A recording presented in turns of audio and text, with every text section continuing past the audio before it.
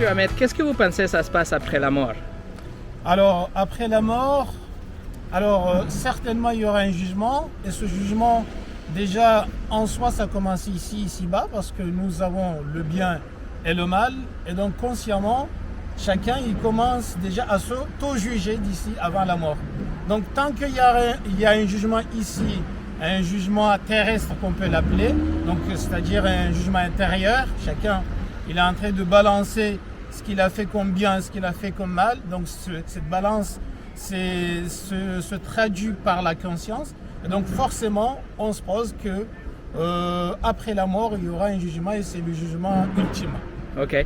Donc, en parlant de ces jugements ultimes, ça veut dire que vous pensez, vous croyez que Dieu existe, qu'il est le juge?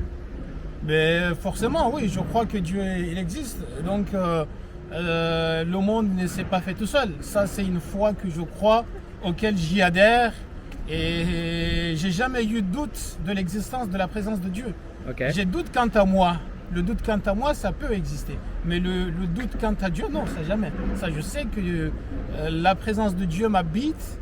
Et donc, il m'invite à répondre à une mission. Et donc, je sais au quotidien d'être fidèle à cette mission. Ok, c'est intéressant. Et Monsieur Ahmed, alors, selon vous, un jour, vous allez passer de la vie à l'éternité, votre cœur va s'arrêter. Et la question est, vous irez où? Ben, écoutez, nous, dans ma croyance, la vie, c'est une question de passage.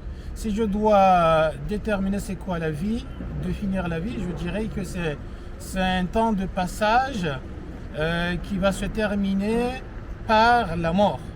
Et donc, après la mort, où j'irai, ça, je ne sais pas. Et l'enfer ou bien le paradis, cependant, ma mission, c'est d'être fidèle au message qui m'a été révélé. C'est d'essayer en tout cas de remplir cette tâche, d'être en harmonie avec cette mission, tout en croyant que après, si je suis en harmonie avec celle-ci, et donc ma destination finale sera d'atteindre l'amour divin et donc le paradis. Ok. Et donc, quelle est la mission? Vous parlez de cette mission que vous avez donnée. Quelle est votre mission? Qu'est-ce que vous devez faire pour pouvoir atteindre le paradis? Alors, la mission, elle est à la fois compliquée, mais difficile à lui être fidèle parce que c'est une mission qui t'appelle à faire le bien. Déjà en soi, porter ce message, c'est-à-dire être un homme rempli de ce souffle divin. Et donc, si en quelque sorte nous définissons le divin par le bien, et donc il m'appelle moi à faire le bien, à être bon avec mon semblable, à être bon avec ma famille et les gens qui sont autour de moi. Mais c'est pas fini parce qu'il y a la nature en même temps. Et donc la nature, je dois toujours essayer d'établir une espèce d'équilibre avec, ne rien faire de mal à la nature, ne rien faire de mal à l'être humain qui est autour de moi. Et donc, c'est ce message-là que... C'est-à-dire que vous devez être une bonne personne pour aller au paradis.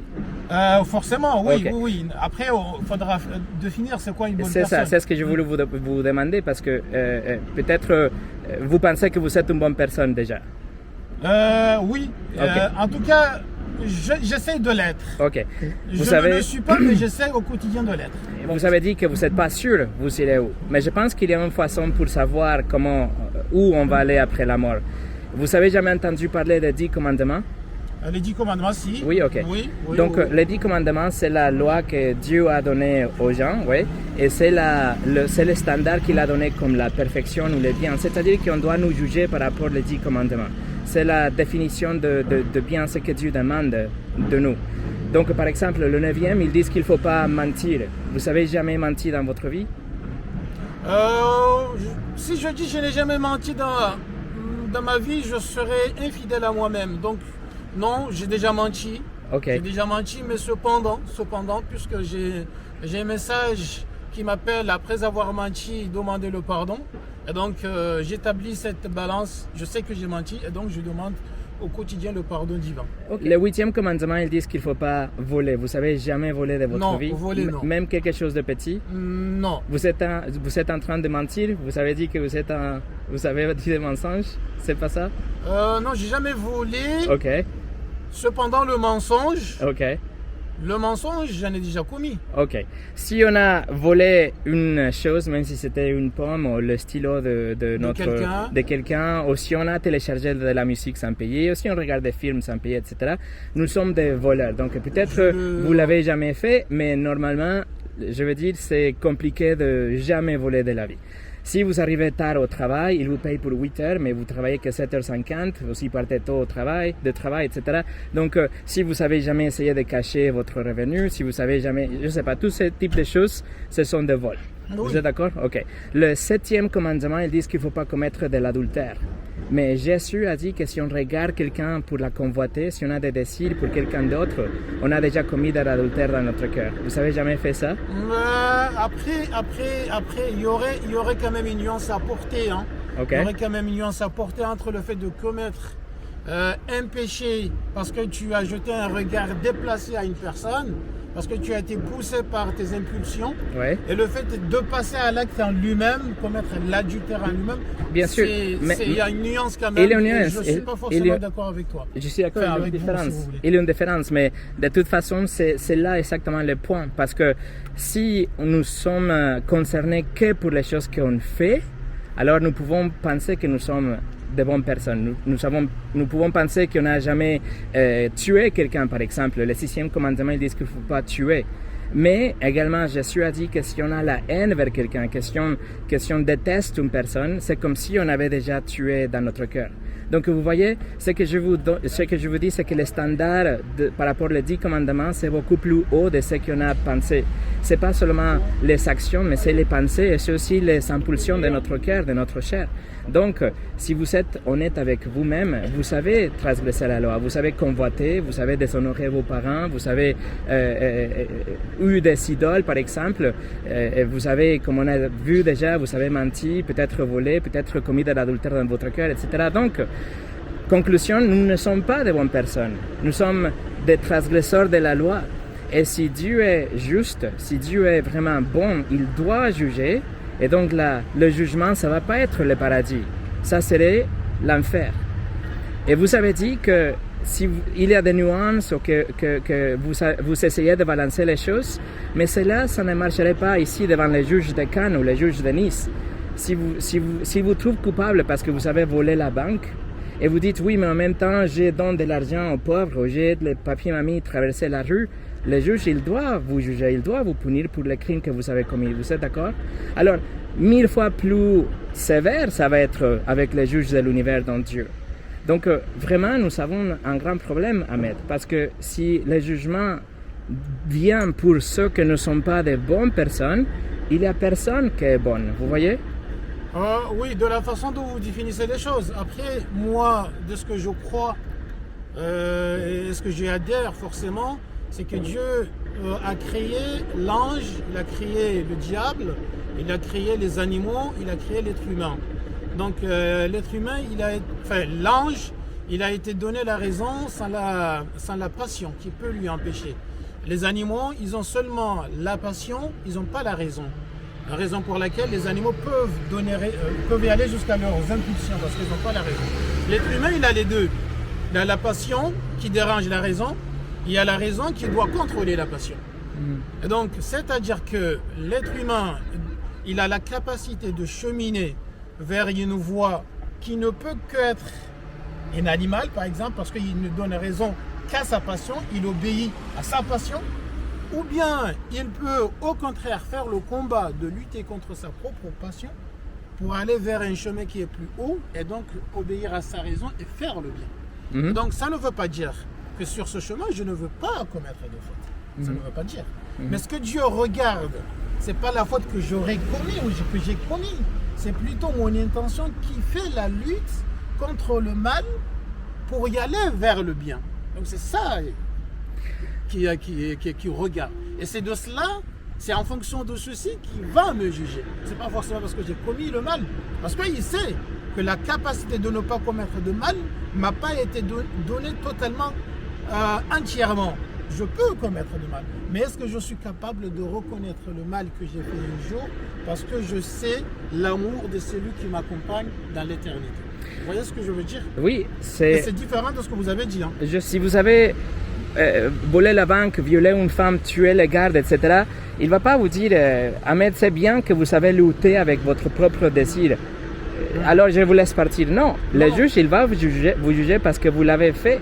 Et donc, avec les dieux de l'univers, ça va être 10 fois plus pire. Parce que s'il regarde les intentions de notre cœur, combien de fois vous avez voulu faire des choses, mais vous ne l'avez pas fait? Non. Milliers de fois. Non. En fait, la chose elle est ainsi. Si nous avons pensé un jour à faire de mal et nous ne l'avons pas réalisé, ben, dans ma croyance à moi, ce n'est pas considéré comme mal. Parce que je n'ai pas réalisé. C'est même considéré comme bien parce que j'ai lutté contre ceci. Mais cependant, si j'avais un jour pensé à faire le bien, j'ai mis l'intention de faire le bien, mais je n'ai pas réussi à faire le bien, c'est en fonction de ma bonne intention que la chose sera jugée. Et donc, je serai compté comme quelqu'un qui a réalisé le bien. Mais parlons pas de ces choses que j'aurais pu faire, les choses qu'on a déjà fait. Nous sommes coupables. Mais là, on parle avec le divin. C'est pas avec l'être humain. Oui. Le jugement divin par rapport à le jugement humain, il y a une grosse marge. Si je dois penser entrer au paradis parce que l'homme va me juger, jamais je rentrerai au paradis. Parce que celui-ci, il va m'envoyer toujours à l'enfer. Vous voyez? Mais heureusement que je ne crois pas du tout à ça. Je vous partage donc la solution.